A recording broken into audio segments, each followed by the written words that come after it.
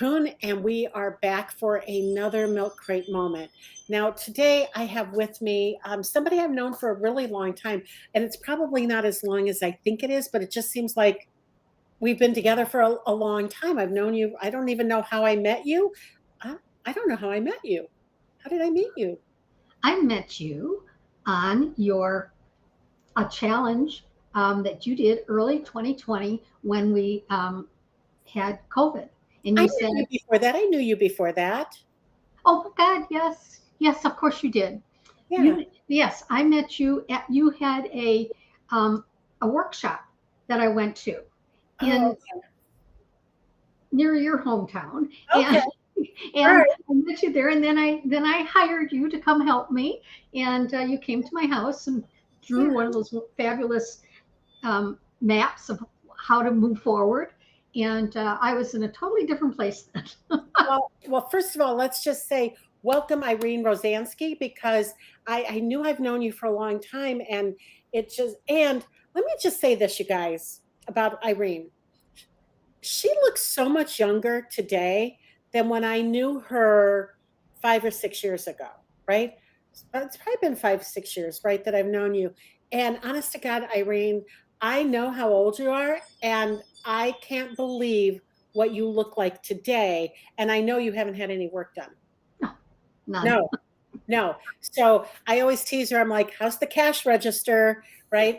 He's got to keep that cash register in place. So let's start with Irene. Let's start with your milk crate moment. Sure. Okay. Well, it actually took a long time to get there. Um, I was I was working in corporate in a corporate world, and I got laid off when I was 55. And I got pretty upset about that, but I learned how to take what I had been doing and turn that into a consulting company. So I turned that into consulting, which was fine. I thought I'm not going to be, sitting on my thumbs. I'm just going to get out there and do something. And then what happened was I started doing consulting in human resources, which was beyond what I was really doing in disaster recovery. And so, but human resources goes back way back. And so I started consulting there, and then I was hired on full time at a not for profit. And I was happily there for many years. And I got laid off. And I got laid off. I was 72, and I was pissed. 72 and pissed. You do not want to mess with a woman who is 72 and pissed. That's right. So, yeah, I was not happy. But I also, on top of that, got very depressed. Hmm. I mean, I got a decent, not fantastic, but a decent layoff bonus. And I kind of sat around wondering what I was going to do um, for too long, because then it hit me. I no longer was getting, pay, and that's when I had to do more consulting and figure out what else I wanted to do. But what I really wanted to do, because I had been very interested in ageism since I was 55 and got laid off, and then I 72 got laid off. I guess that's not a bad track record, but it was for me. And I decided that something was not right. But then I started doing some research. And the research took me to what's happened to women in all these years not reaching that, the glass ceiling, or if they did, just a few of them did. And I did the research, and I started to realize I could have been part of that research, because I was beginning to feel totally invisible, as though nobody thought I had any good things to say anymore, or that I might get frail, or I might, whatever it was. The reason I got laid off the last time was partly because of my age. And I sat there and listened for 2.5 years to people talking in groups about older women and about they were talking about me. They were talking about the people on the board of directors. Well, BS to that. I was kind of in their age group, so I was not happy about that. And when we had a few older women working there, people would complain, "Oh, she walks so slow." It's like, yeah, but so I got laid off, and now I decided with kind of a vengeance, or at least with a force, not vengeance, with a force, I was going to do something about it for other women. That it just wasn't fair, that we were growing older. We were still pretty damn wise. We had a lot of energy. Not everybody, but you could find 25-year-olds that have no energy, right? Right. So I decided that I wanted to help women. Now, the first thing that came up was my niece invited me to an Arbonne party. And so that's where this space comes from. I went to Arbonne and I joined. It's a network marketing company, and I didn't know anything about network marketing. In fact, I had a really pretty negative view of them before I learned. And then I decided I really loved the company because they were very, very good to the earth and very good to the skin. Okay, fine. Then I decided I wanted to actually put a course together. In my earlier life, 150 years ago, when I was a high school teacher, I loved teaching. And then I taught in college, and I taught people at work. I did a lot of training in my career, and so I thought, okay, I'll just put together this course. Well, I took class after class, how to do it with adults and how to do it online, because by that time we were already into COVID. And so I tried. I honestly tried. I put together, and Gina was in your class. I was in your consulting, and I know that I had lots of assignments where I was supposed to put things together and put it out there. And man, I just couldn't do it. There was just something that was holding me back. And what I realized was holding me back was that I was feeling like I was not relevant. That I was just repeating what other people knew, that I was, I don't know, just not ready for prime time. I And think so I think a lot of women have that, right? Where they, and it's, I think it's probably, I think you were experiencing some imposter syndrome, right? Like, I think I can do this. I know I should do this. I have everything I need to do this, but yet who am I to do this? Right? exactly, Yeah. exactly. I mean, I had imposter syndrome all the way through my career, no matter what new job I had, but until I got really comfortable with it. But that really, the imposter syndrome and the feeling like I would say things and people would just talk right over me, or somebody else would say something that I just said and they would get credit for it. And it was like, what's going on here? And so I wanted to really work with women on how to find your voice, how to feel more confident. And then I took on another sideline that I love. It's Threads Worldwide, which is jewelry and stuff, and it helps women all over the world. It just is an amazing, amazing company, but it still wasn't my dream. So what happened? When did I have my milk crate moment? I had it this past spring when I became financially absolutely broke. I mean, I had some savings, but not enough to live for a whole year, and not enough. And then taxes were due, and mortgage was due. All of these things came up, and it was like, oh, geez, what am I going to do? How am I going to handle this? And I sat down and I cried for the first time in a long time. I don't cry because of other things in my life, but I did cry about that.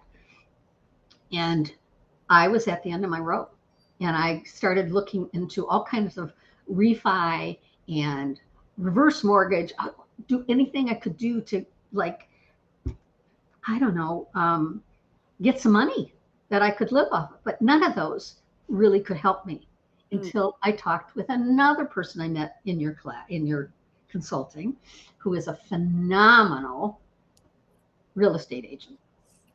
And I think you know who I'm talking about. I know who she is. She is fabulous. And so I called her and I said, I need help. And she came over and she gave me such confidence that what I was doing was correct and that my place would sell immediately. And then I could do what I always wanted to do, get back to being the adventurous Irene. I love adventures. I love new things. I used to change my house around every year because I don't like things the same. So that allowed me to feel that confidence. And then I started blogging about it. And I have this group called Ageless Influence. This is the group that I started a couple of years ago when I was sure I was going to get out there and do those courses or that mentoring. And they loved it. I mean, I'm now on session 11 or 12 of my adventure, my new journey. I'm up here in Canada with my daughter in my daughter's house. And I don't know where I'm going next. Well, I know where I'm going next, which is back to Chicago for a little while. And then after that, I'm not so sure. I'll come back here. I'll go somewhere else. And I have become a digital nomad. And this Look at that word, right? Just that word alone, right? You don't associate anybody over pretty much 65, maybe 60, but definitely 65. You'll never hear them say, I have become a digital nomad, because first of all, most of them don't know what that is, right? I didn't know what it was until the last couple of months. Yeah, but I love the fact that you view yourself is the fact that you can go have these adventures now. By the way, one of my clients who has been traveling, and I think you might know who she is, traveling the country in an RV for the last I love that. Right? She just bought a condo. She's ready to get out of the RV. You should contact her and see what kind of deal she'll give you on her RV. Yeah. So well, that'd be something. That'd be interesting. You know what? Let's take just a moment, because we're really at a good point, and we've just been talking about women being invisible and struggling in business and having imposter syndrome. And I want to take just a moment to mention the Second Act conference coming up. It is literally for women over 50 who are trying so hard to create the life and the business that they want. And we have so many things for them. One of the things is you're going to be one of the speakers, right? You're coming in, you're speaking. I can't remember what you're doing. What are you doing? I'm going to be a sponsor, and I'm going to talk about ageless influence. Awesome. And so you're coming in, you're doing a speaking spot, and you're going to be talking about that. But we have women who are going to be talking about health. I'm going to be talking about business for 3 days, right? Business growth strategies for that woman over 50 and how she can create the business that she wants and become, if she wants, a digital nomad or an adventurous Irene or whatever she wants to be, because I know women over 50 want more out of life. And I know that's exactly what you've been saying, Irene, right? Is that you wanted more out of life. Exactly. Right? And the bastards that you were working for couldn't see that. And they just felt like, yeah, you're not worthy anymore. You're not worth it anymore. Right. It drove me crazy, especially since I had been helping them. The last one, I was helping them be very compassionate to people that they had to lay off, and to also really admire people for what they could give, what talents they had, and not just dismiss them because they're not exactly what you're thinking. So it's, it's pretty cool. It's very cool. All right. So let's talk a little bit more about, I know that those earrings that you're wearing, which are lovely, I noticed them. The first thing I noticed when I popped on today was those come from the company that you represent now, right? Yes. So tell us a little bit about that. Well, sure. I joined Threads Worldwide because of the mission. It wasn't even because of the jewelry, because I had plenty of jewelry and I had expensive jewelry and all of that. But this jewelry is made, every piece of it is made by hand. Mm. What is Look that at made that. out of? That is made out of bone. Oh my gosh. Bone, and it's handmade by hollowing it out. And these Oh, those are bracelets, pretty. there Yeah. are 3 bracelets. These are made out of tagua seeds from Oh, a tree. What I'm wearing up here is gold plated, but the so this does not necessarily come from the earth, but it's everything that is used has been used before. oh, wow. Everything is upcycled or recycled, excuse me, or comes from the earth itself. And these women who are in, I love it because it's the women who are from these very small, tiny communities, dirt floors in their homes, if they have homes, if they don't just have shacks, come up, many have come out of sex trafficking, Mm. where they were put in because either because their families expected them to, because that's where they got money, or because somebody sold them. Oh, So these women are amazing and they're badasses because they have learned how to make new things out of bad things. Usually this is made out of leather, okay. and it's braided. This leather comes from it comes from Bolivia, and Bolivia is known for its leather products. They throw a shitload away of what they can't use. Well, the women in this cooperative, I just have to blow my nose. I'm sorry. Oh, go ahead. The women who are in that cooperative, they've all come out of the sex trade, and I'm working hard, really hard, to create a way for women in the United States to understand what these are, to love them, to see how the work is done. This ring, for example, Mhm. this ring is made out of bullhorn from Vietnam. So we're saving the earth. We're saving these women and their families. Mm. And I mean, it isn't a charity. These women are badass. They're entrepreneurs. I am helping other entrepreneurs by being an entrepreneur myself. I love it. I Yeah. love it. So Well, that's what I do with that. and if I remember correctly, you're going to bring some of the products that you have, the jewelry and things like that, to the Yes. Sigma Act event. So if anybody who's there, get your ticket now. We're in early bird pricing, but Yes. anybody who's there will be able to help support them too if they'd like. Yeah, Right? for sure. Yeah. Well, I just love that. I love that mission that you are all about. Especially, did you see the movie The Sound of Freedom?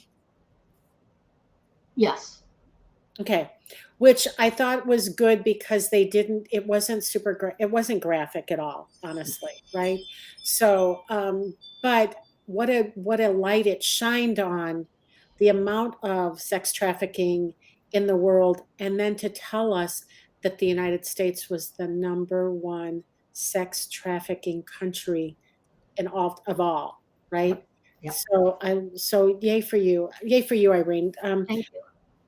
I'm really happy you do that. So listen, as we wind up here, I Yes. always ask people, oh wait, how can people get in touch with you?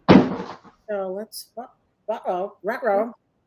So Well, that was what that was my grand dog who was asleep over there jumped off of the something, oh, and that's funny. it just made a noise. Yeah. thought your house was being broken into. All right. So if people want to get hold of you, they can reach out to you at Irene Rozansky with a Y.com. Yes. Yes. Irene, ROZA. Well, it's right there. yeah. Thank you. Yeah. Yeah, you're so welcome. Okay, so when I end my podcast, I always like to know what is your biggest piece of advice? Because honestly, I hope that people find the Milk Crate Moments, our guests or my guests, to be educational, inspirational, and motivational for them. Because we've all gone through a lot of stuff like what you're going through now. A lot of women have gone through imposter syndrome and lived to tell the story, right? So, what is the best piece of advice that you can give another entrepreneur?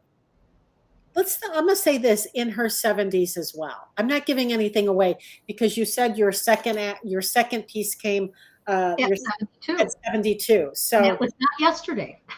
yeah. So my piece of advice is this,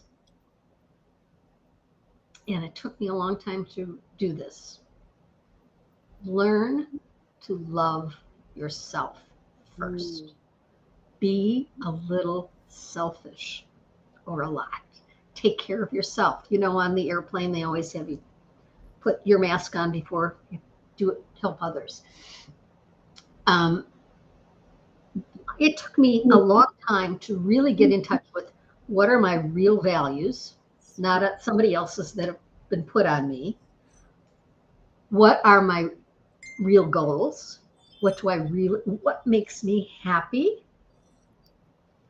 And for me, what makes me happy is adventure and journeys and always helping others. I mean, I've always been in that business to help others, but that's really important for me. And I think that if you are starting out, make sure that it's something that fills your heart.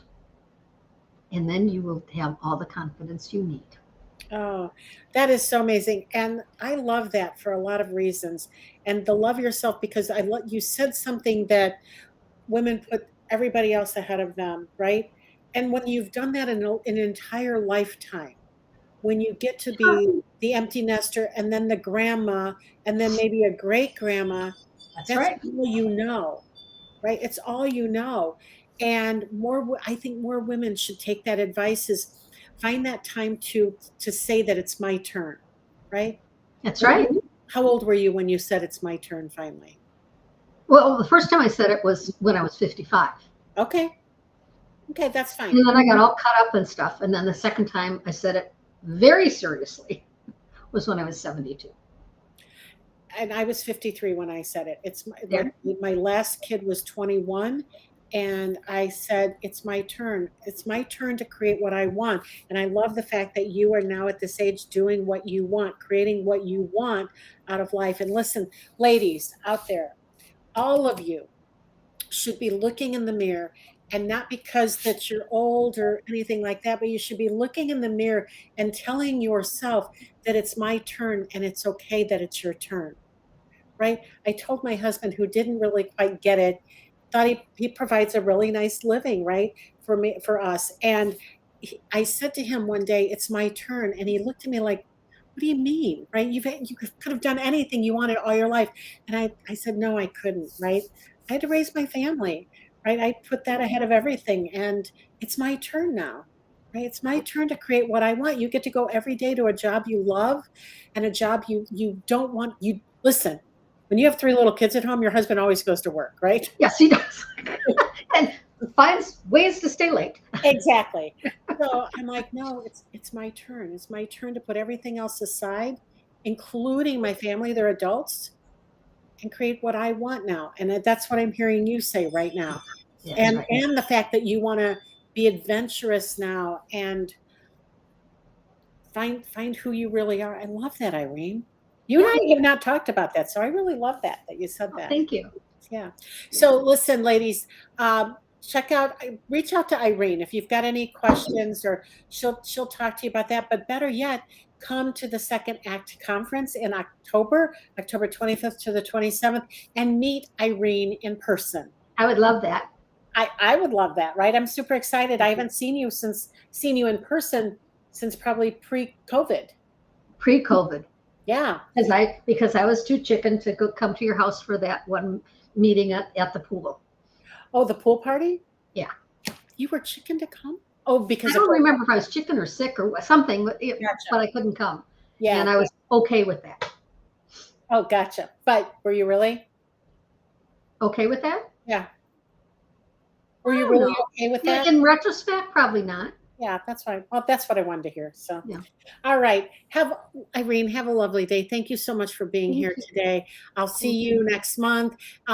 Everybody have a great day. And what's your milk crate moment? If you've got a great milk crate moment, reach out to me, Jean@jeankuhn.com, and be a guest on my show. Don't be a scaredy cat. Look at Irene stepped up and she's like, I'd be a guest. So, and I knew she had a great story. So, and I know you do too. So have a great day, everybody. Bye.